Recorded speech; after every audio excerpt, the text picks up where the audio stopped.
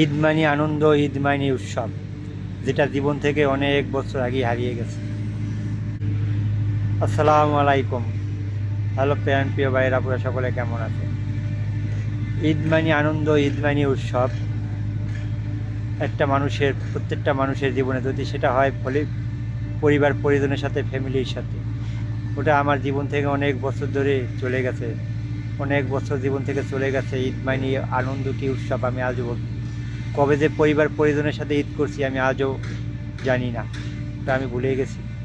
জীবন থেকে অনেক বছর ধরে পরিবার পরিজন ছাড়া ঈদ করতে হচ্ছে প্রবাসীর মাটিতে। পরিবার পরিজনের সাথে কবে ঈদ করছি সেটা আমি আজও জানি না। জীবন থেকে আনন্দ আনন্দ উৎসব অনেক বছর চলে গেছে, যেটা আমি পাইনি। এই বিদেশের মাটিতে এসে অনেক বছর চলে গেছে জীবন থেকে। প্রবাস নামই এক যন্ত্রণা। এই যন্ত্রণায় যে যে যন্ত্রণা আছে সে বোঝে কি প্রবাস নামে কি যন্ত্রণা। এই যন্ত্রণার কথা একমাত্র যেই জানে, যে প্রবাসে আছে সে জানে। আমি সকল ভাই বোনদের উদ্দেশ্য করে বলছি, যারা প্রবাসে আছে, কারো ভাই, কারো বাবা, কারো হাজব্যান্ড, যেই হোক না কেন, তাদেরকে কোনো মানসিক চাপ দিয়েন না, তাদেরকে মানসিক শান্তি দেন। তাদেরকে মানসিক চাপ দিলে তারা নিতে পারে না। একজন প্রবাসী জানে যে একজন প্রবাসে যে থাকে তার কী কষ্ট। আমি জানি, যেটা আপনাদেরকে যদি আমি দেখাইতে পারতাম তাহলে আপনারা বুঝতেন। এই যে আমার সাথেই একজন প্রবাসী আছে, এই যে মাঠের ভিতরে শুয়ে আছে। এত গরম, এত পরিমাণে গরম, এই গরম সহ্য করতে না পেরে সে মাঠের ভিতরে শুয়ে আছে। এটা আমি আপনাকে যদি দেখাই তাহলে বুঝতে পারবেন। ওই যে দেখেন, ওই যে দেখা যাচ্ছে, ওই যে ওয়ালের সাইডে যে শুয়ে রয়েছে। এত পরিমাণে গরম, তা আপনারা না দেখলে বুঝবেন না। ওই যে শুয়ে আছে। তাহলে একজন প্রবাসী সারাদিন যে কত কষ্ট করে, তা যে যে করে সেই জানে।